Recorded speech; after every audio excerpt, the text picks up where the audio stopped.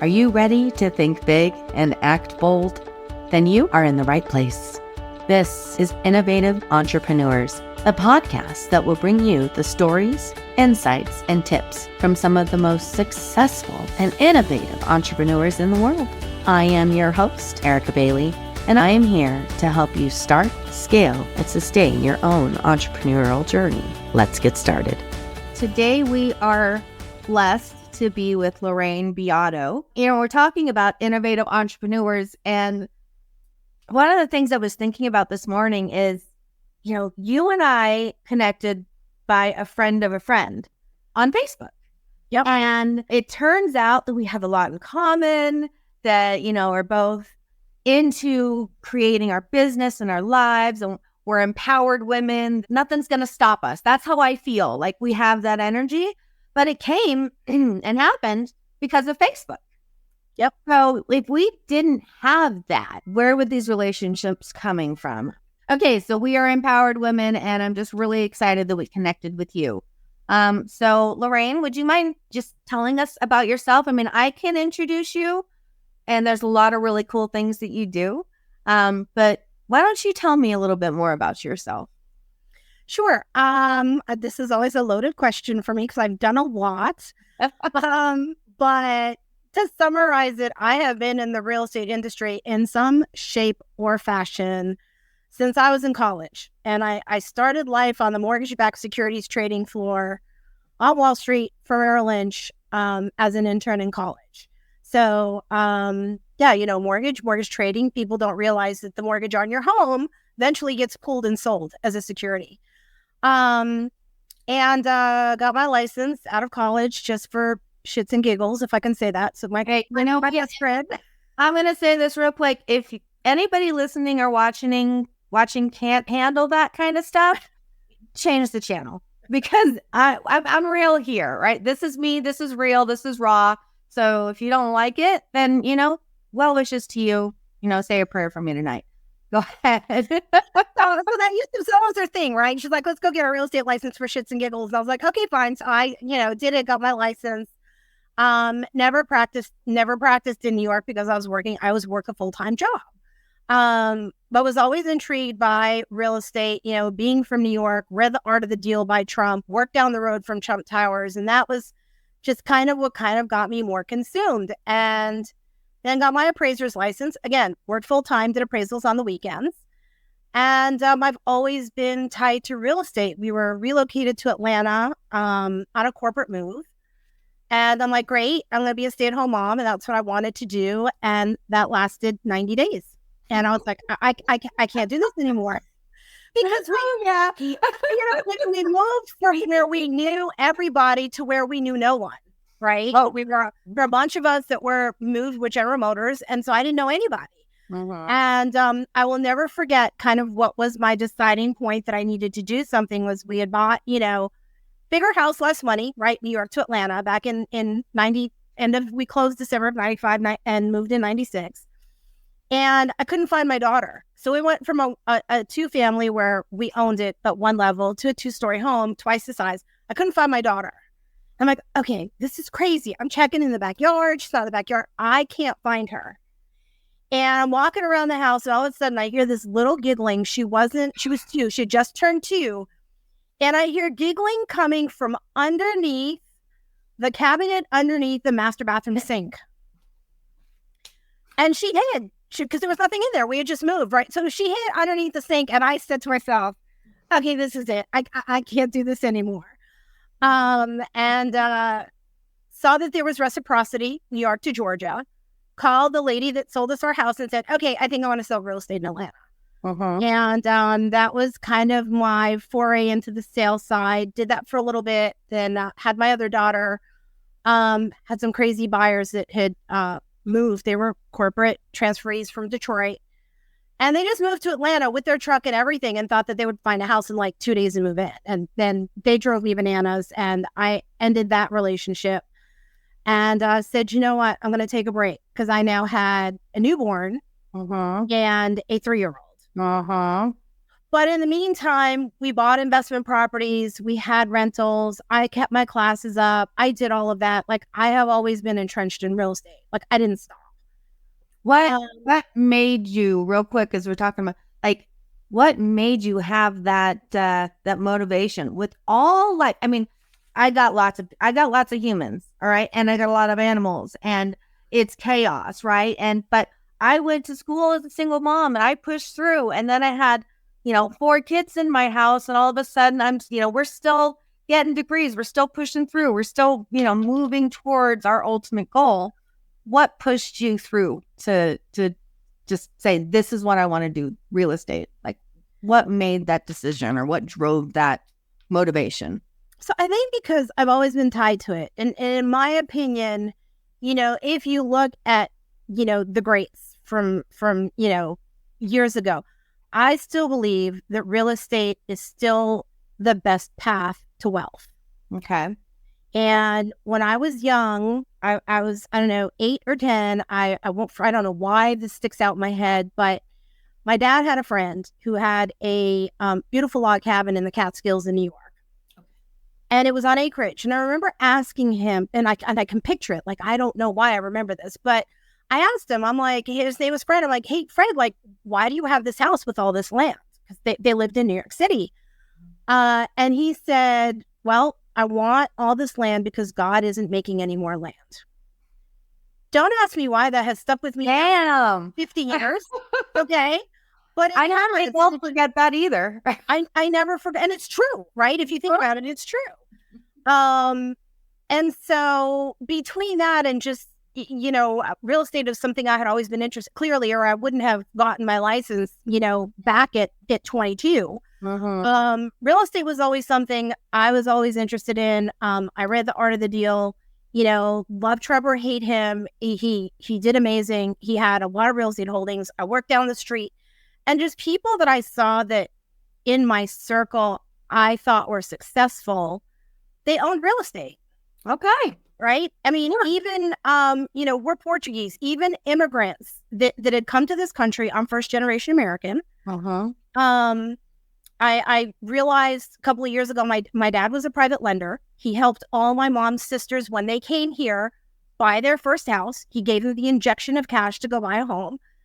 And, a lot of them being new to the country, right, being immigrants, not knowing much, they amassed wealth through buying properties and rentals. Wow. Okay. So they became entrepreneurs through creating this lifestyle for the family. And most of them still had their 9-to-5 jobs. Like, that's what they knew. Yeah. But the promise of coming to the United States for the American dream, had to have a better life.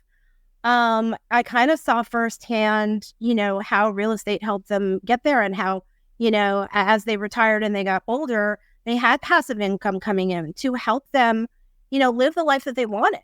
I wouldn't say they were extreme, like super multimillionaires, but, they all led comfortable lives. And like I said, it's something that's just always been in me, because to this day, I mean, I got my mortgage license last year. I had a friend who's in Miami who said, I'm getting a lot of referrals in Georgia.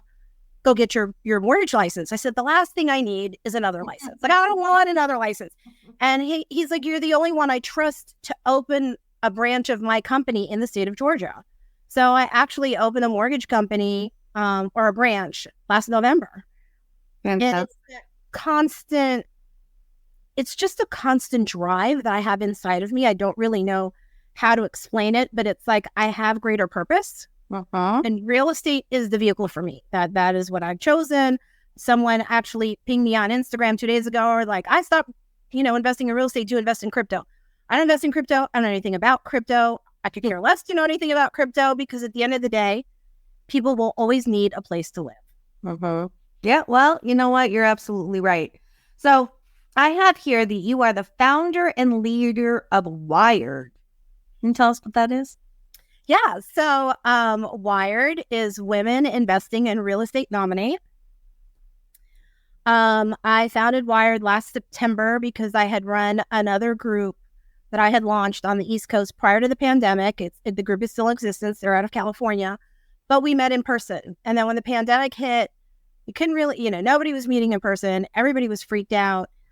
And I continued to have women reaching out to me. The struggle that I had was I was on the East Coast, the only one. Everybody else was on the West Coast.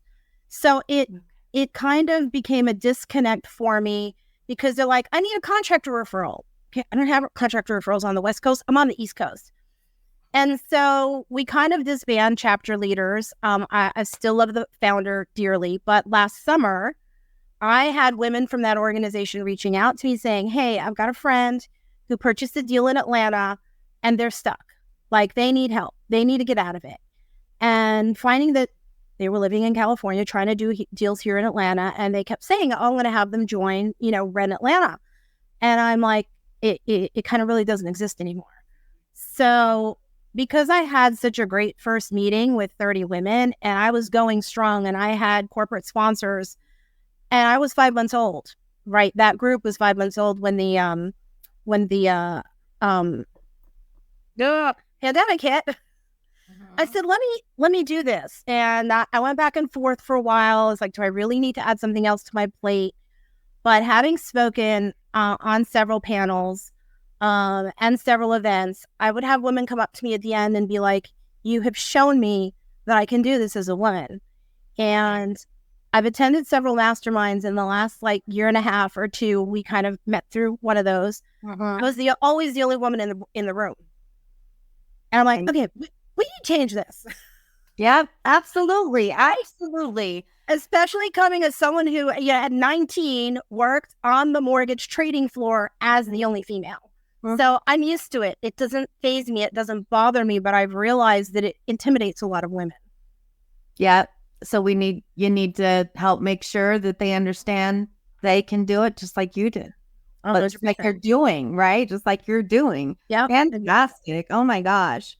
Okay. So I also understand. So not only, are you amazing in real estate, you're, this leader of this great inspirational, empowerment group. You also have a book called Flip the Switch from Real Estate Agent to Real Estate Investor. Is that right?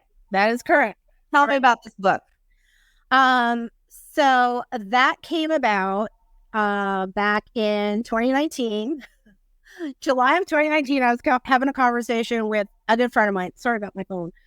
And, we were talking and she said, girl, my back hurts. I'm tired. I'm going to be 60 soon.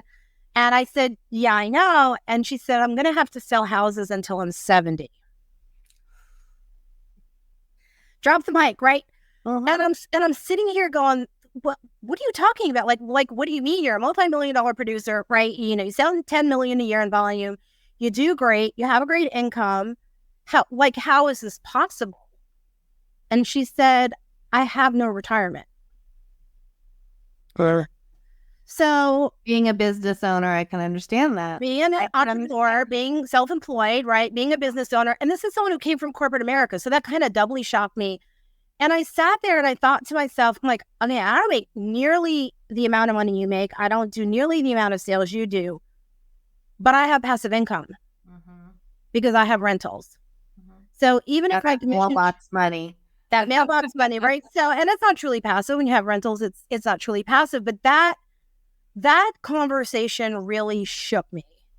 And I had some people reach out to me on Instagram when they saw me speaking at events, and they're like, I didn't realize you taught real estate agents how to fix and flip.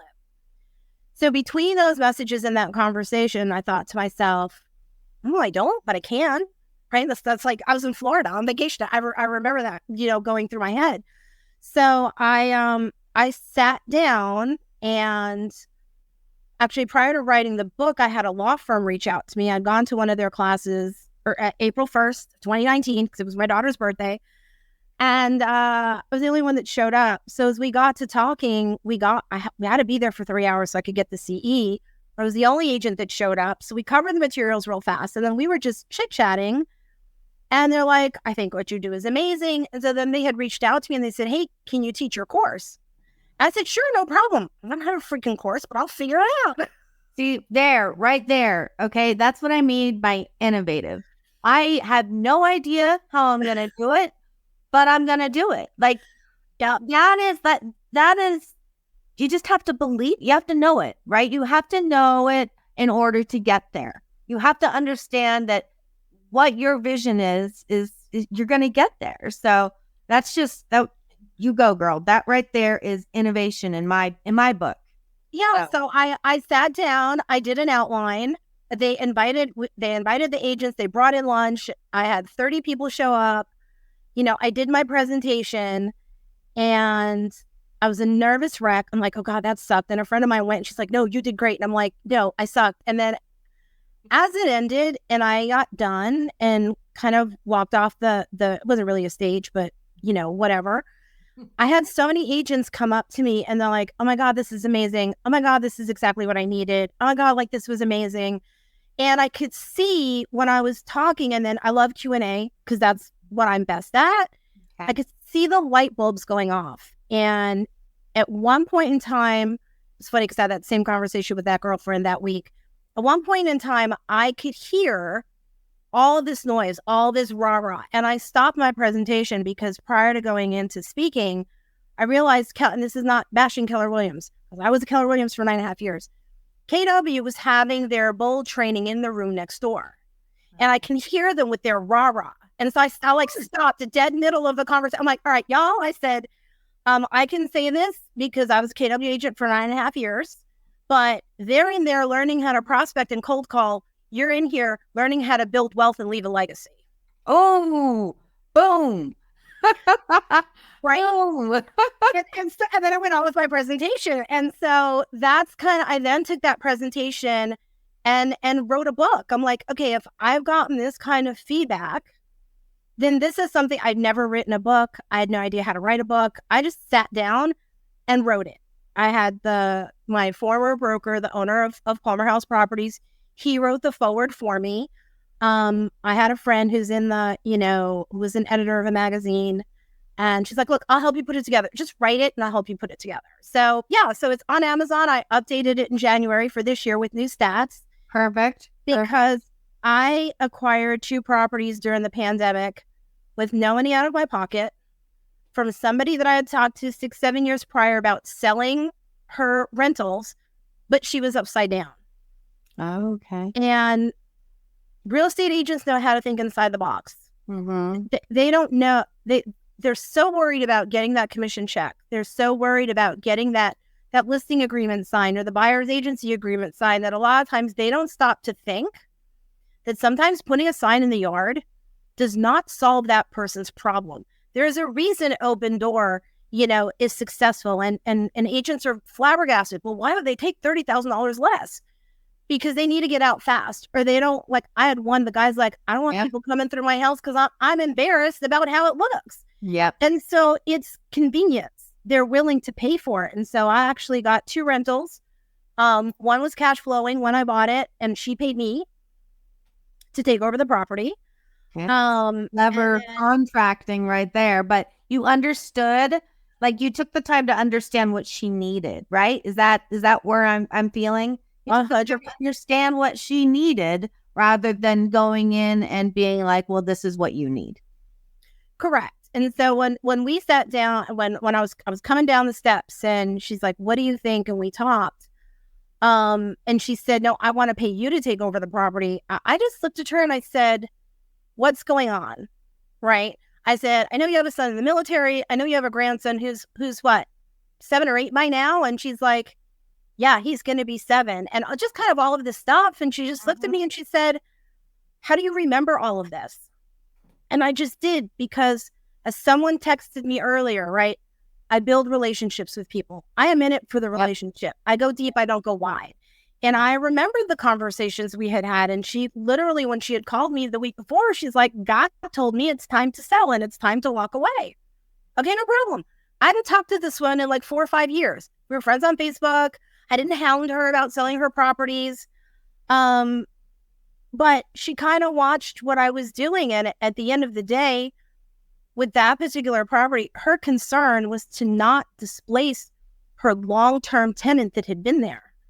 Because she's like, if we put it on the market, does she have to move? And I said, it depends. If an investor buys it or a homeowner buys it. And it's taking the time to really listen to people and really help them solve their problems and what's the best resolution for them, and then turn it into a win-win.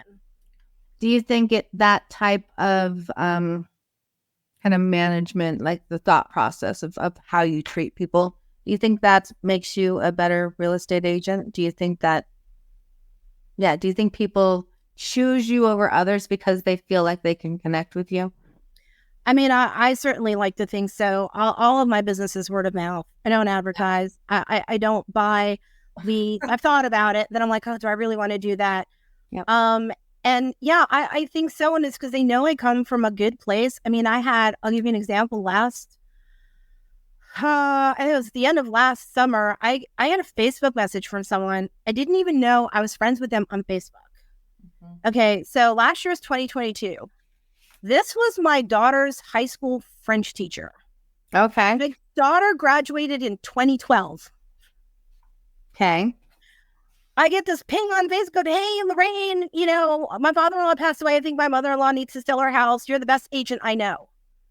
I didn't know who she was because I didn't know her first name because I knew her as Madame Burgess. And I'm like, and so then when she called me and I heard the voice, I'm like, I know this voice. And then I put the pieces together because it had been 10 years.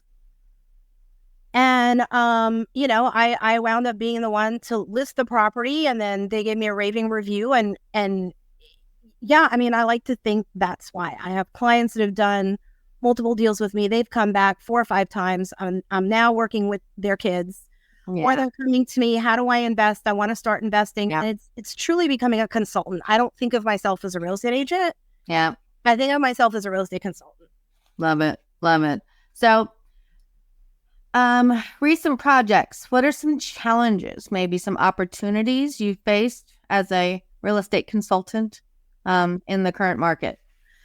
So in the current market, I had a deal under contract with some folks that I was really excited to get done. And then it kind of fell apart due to funding. And it was a commercial deal. And I think the challenges right now for people that are in the commercial space, which is kind of where I was pivoting to, lending has tightened and that's become a problem for everybody. The lenders are tightening their requirements, what loan to cost that they'll lend on. Of course, we all know interest rates are up. They're not ridiculous. My interest rate was 8.5 on the first house we bought. So you're at 6 and change, you're still good, right? And we still did it. So I think those are some of the challenges. I mean, the other challenge in the current market, depending on where you live, and markets are very niche down, is lack of inventory. I mean, I'm in Metro Atlanta. There's like nothing for sale. Okay. Houses in my neighborhood, the last 2, they weren't even on the market 24 hours, multiple offers above list price. So that is still happening. And it really depends on where you live, because if you go further out, more into like Atlanta and in the city proper, things are taking a little bit longer to sell and prices are coming down a little bit. So I think it really depends on where are you, what's happening, and what's your market. But we still have a lot more buyer demand than we have properties for sale. Yeah. I hear that's hard. And then I know it's, I live in a totally different town, right? There's like 12,000 people here. We've got more people than more creatures than people. We've got more creatures than people where I live. So, we have like 580 houses and a few apartment complexes. Like, it's very difficult to move here because there's more, demand than, supply, right? So what do you think you are doing to kind of overcome these challenges or these adversities? What am I? So me personally, what I'm doing is I am forming relationships with people that are in other states, looking at, other asset classes. Affordable housing is something I'm very passionate about. I mean, I've got a 29-year-old who would love to buy a house and can't. And, what are some alternative solutions? So I was actually recently just appointed to an advisory board for a tiny home developer out of Florida. Mm-hmm. I think I know that same tiny home developer. No, actually, someone different, because I'm trying to get, that's someone different. Wow. All right. Connected, right? I just saw my post on Facebook. That's how we connected. Again, Facebook. We have mentioned this 3 times, right? Right? All right. Keep going.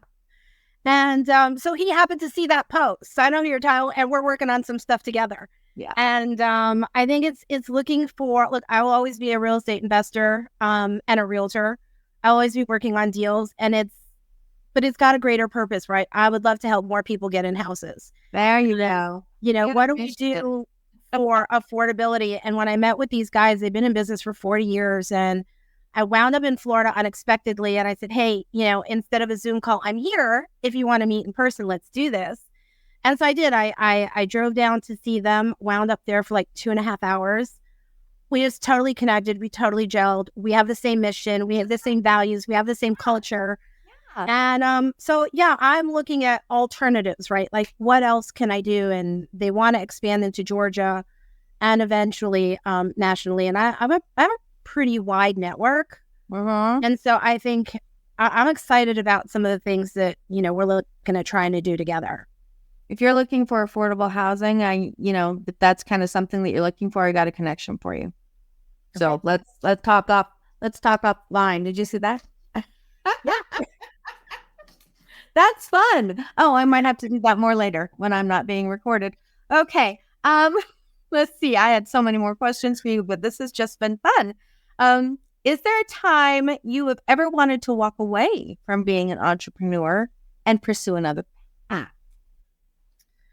Once in a blue moon, I'm like, maybe I should just go get a job, right? Like, maybe I just go trade time, on steady paycheck every week or every 2 weeks. Maybe I should just go get a job. And then the other half of me is like, are you out of your mind? Yeah. Yeah, it's like a battle. It's like that angel and devil thing that's on your shoulder, right? So I actually went and got a job for like a year. And I was like, I still want, I still did work on my business and, all the kids and the humans and the dogs and the animals. Yeah. I love my life. I went and got a job and I didn't hate it, but you know what I mean? Like, I'm just not good at working under corporate overlords. Someday somebody's going to see that. It's going to get me in trouble. No, I totally get it, because I'm like, sometimes that would just be easier, right? It's just easier to like, okay, I make X number of dollars an hour, I work X number of hours, and I get X pay.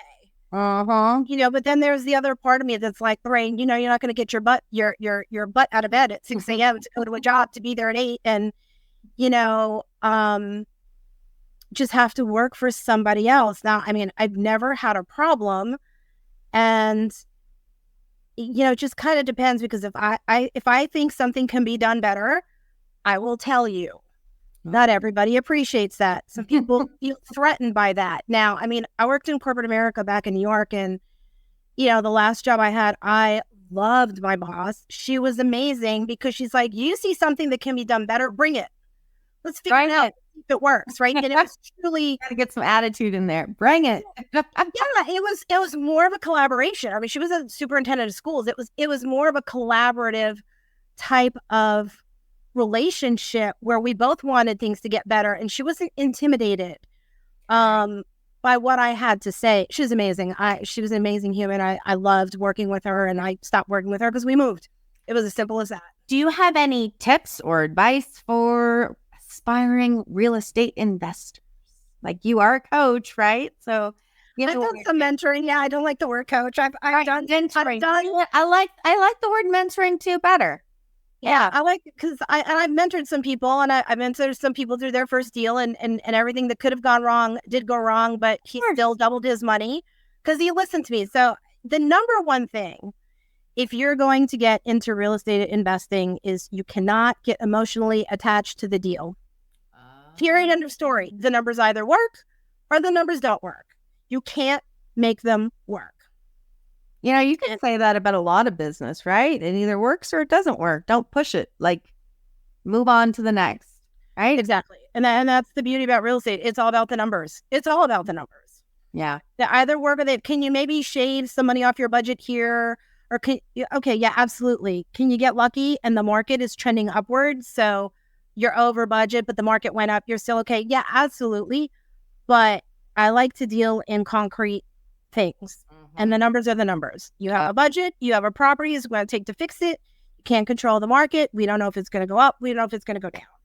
So that is the biggest one. And the other one is get as educated as you can.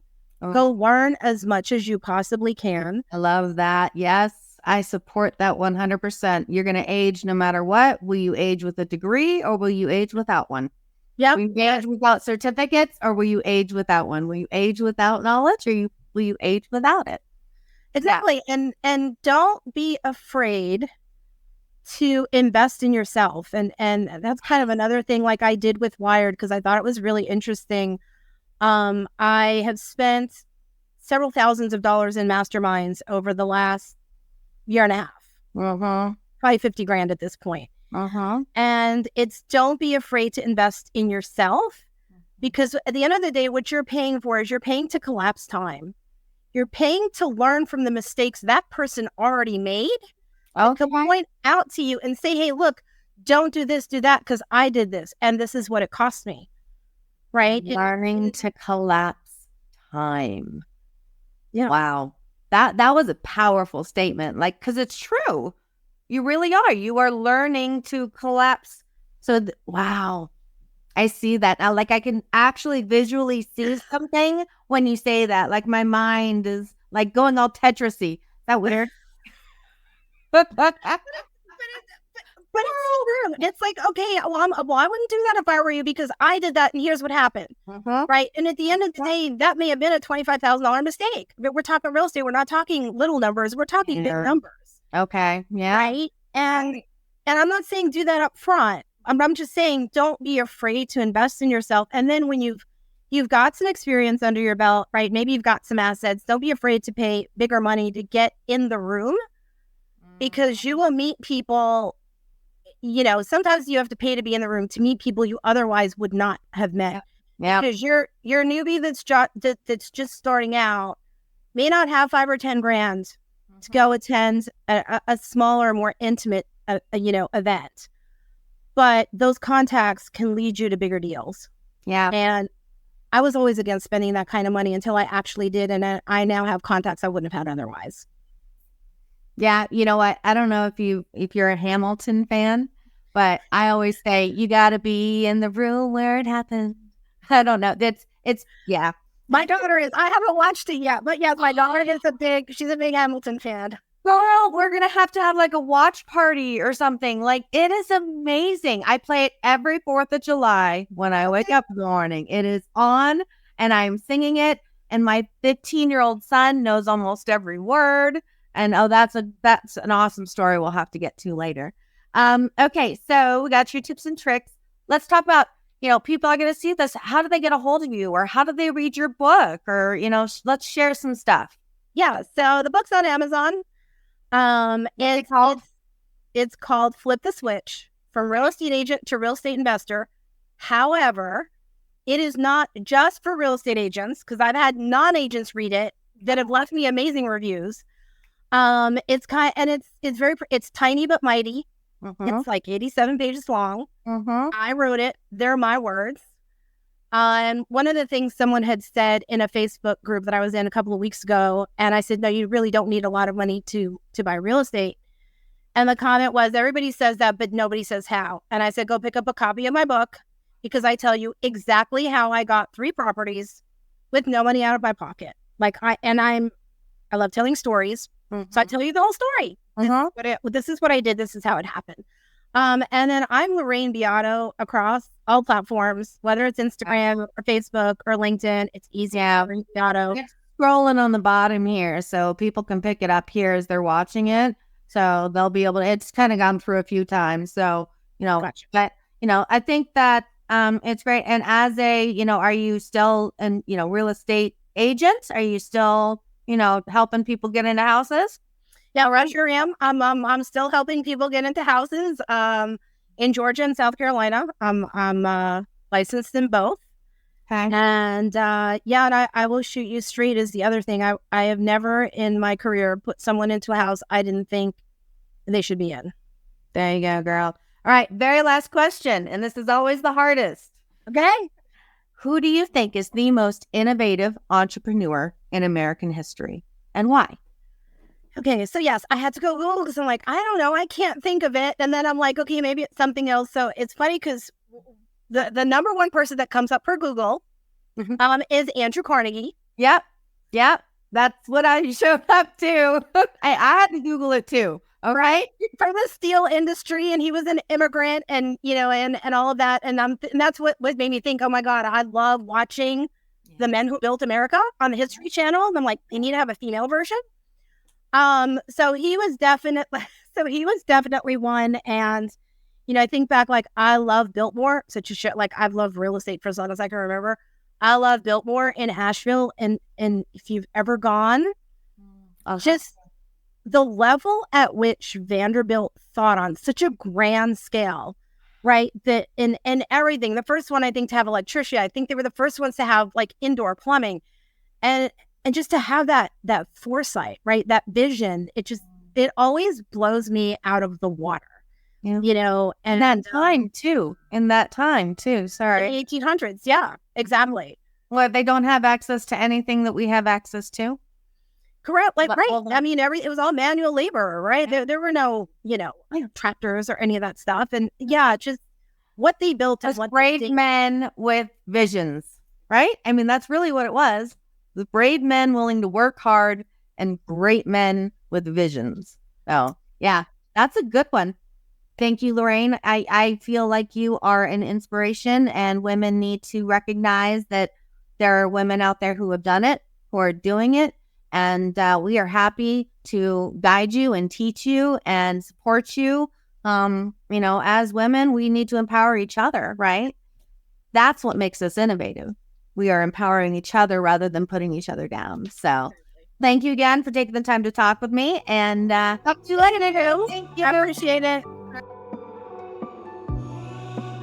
Wow, what a great episode.